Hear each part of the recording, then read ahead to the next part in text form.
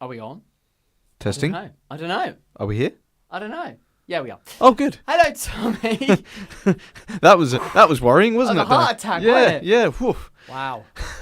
Here we are again, Dan, in a new month, and might I add, the month that I've been looking forward to for a long time. You have. Yes. Yep. Comes with a hazard warning and everything. Yep. Just Tommy June is finally here. Oh yes. I get to talk about movies that I really want to scratch off that list that we've got back there. Again, any movie you like. Yeah, yeah. It's a movie just for you. And this film that we're going to be kicking off this month with, Dan, is paying good tribute to our very good friend, producer man Steve. Good friend. Yeah, we can call him that. Yeah. So we are talking about, Dan, the 1966 Western film, The Good, the Bad and the Ugly. Oh, he loves his Westerns. He loves it. He absolutely adores this film. This is his favourite film of all time. If you look up the phrase, the enemy of my enemy is my friend, I'm pretty sure you will get a poster of this film in the search results, as all the alliances and double crossings that occur in this film really delve into the element of trust with the three titular characters. This is a good friend of mine's favourite film, as I've already mentioned, producer man Steve. Yep. And I finally had the chance to view it in its glorious Blu-ray after he got it for me as a birthday gift last year. Nice. Not this year, not my birthday just gone. This is for my birthday last year. You're going way back, way, over a year. Way back. This film is a damn near masterpiece, stepping stone in cinema history, and you can tell why once you watch it. The characters are perfect, the direction is perfect, the music, well, the music has been used to death in multiple other things, but that only offers to its, like nearly everything else, perfect quality. Sergio Leone had made 2 spaghetti western films before this with Clint Eastwood in the lead role, and the budget got higher and higher with each successful hit, which allowed the acclaimed director to have more of everything in this film, really. I have yet to see his previous 2, but everyone I know has stated that this one is the best. Yeah, I haven't seen his previous 2 yet, but this one I have heard is the best. The 3 titular characters are equally entertaining and interesting. You have the character of Blondie, portrayed iconically by Clint Eastwood. Thanks, Chris! Clint Eastwood, brackets, the good.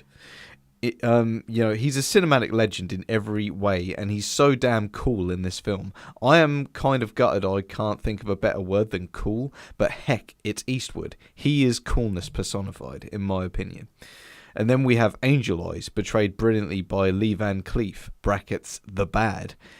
He is a cold and intimidating figure who will stop at nothing to get what he wants. In a film of double crossings at every angle, I consider him the key antagonist, though. And then we have Tuco, portrayed excellently by Eli Wallach, I believe that's how you pronounce his name, brackets, the ugly. He was my favourite character in this film, as he not only brings all of the laughs, but he also brings the most heartwarming moments in the film too, especially his strained relationship with his brother. I also appreciated that the American Civil War is kind of a B-plot and a background mirror to what is occurring with the main characters. It almost makes the money they are chasing after seem so pointless in retrospect to what is happening in the war that some characters accidentally get involved in. The dubbing elements to the film were much to be desired as far as additional dialogue recording, ADR, as I don't know if you know that's what it is. That's a filmmaking tool. Is as far as that is concerned, but I'll go easy on it, as you can't argue since they didn't have all the tools available for that kind of thing that we have today. I touched briefly upon Ennio. I'm attempting with this name for the music composer, and Ennio Morricone's musical score. Ennio sounds right. Yeah. So his musical score.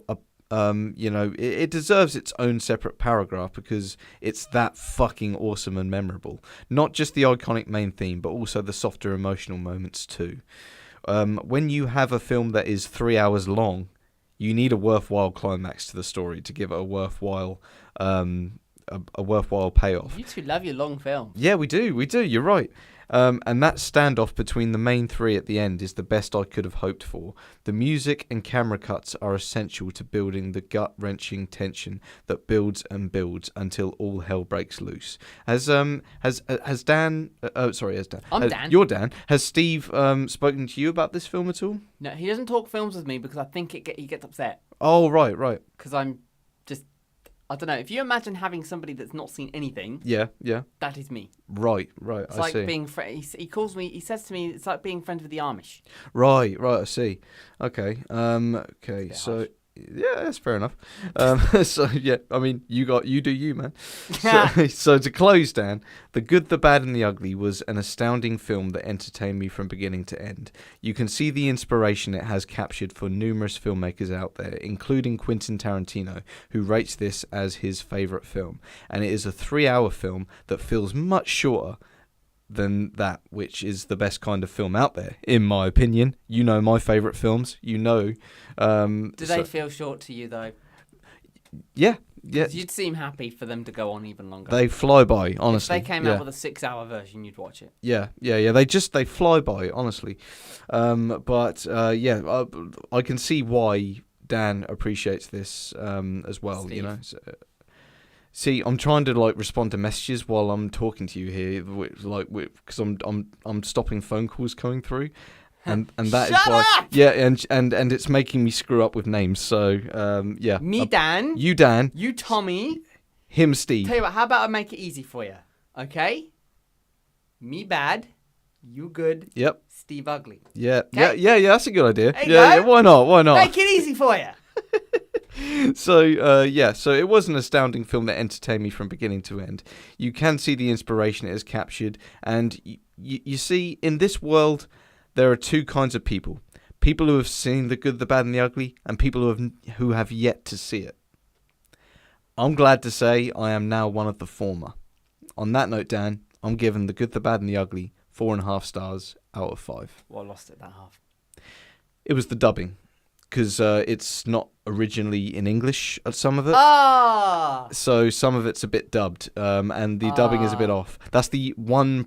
That's likely the only thing I can. Now, for once, I agree for you knocking a point off for something, because the dubbing does my head in. Yeah. I know. Like, it's. But that's fair. It takes a little bit to get used to in the film, but eventually you do get used to it. But at the beginning, you're like, well, you're like the mouth doesn't match the words, you know. But eventually, you just get drawn into the story, and the story in the film itself does prevail. That's how I'd like to end on that, Dan. Well, there you have it. Yeah. Well, everybody, you can follow Tommy over on Letterboxd to find out more about his reviews. You can read them for yourself. You can comment on them, and you can send him abuse if you don't agree with his views. And of course, you can send him a hug if you do agree with his views. Yes, yeah. By all means, you know, follow me on Larkins95 Letterboxd, Dan Moore Radio Letterboxd. Feel free to follow. Oh, yes. I really need to get on that. You do. I'm so behind. Every week I say, yeah, I'm going to do this. I'm going to do it. I haven't done anything. I need to. Yeah. I need to. You know I need to. Yeah. And a few of the films I want to put on there are some of the films that I want to run you through. Yes. In fact, that might be how we do it. Yeah. Whenever I turn my room into a cinema. You should swap out just Jugs July for just Dan July. Wait till next year, Tommy. Wait till next year. You'd kill me if we had that. Yeah, I would. You would kill me. Although, to be fair, although it would be you talking about the film. you're slowly ticking them off. Yeah, but if it was just Dan July, it would be you talking about the film, not me. Oh, good. You'd be talking to me about the film. So we save money by not hiring you out. Yeah, pretty much. I like that. Right, you take care. Don't forget to like and follow commentals here on YouTube too. And Letterboxd, the name's there here on screen. Right, you have a good one, Tommy. Take care, everybody. And Dan, I'll see you next week. Till another time where we do another Just Tommy June next week. Stick around. Thank you.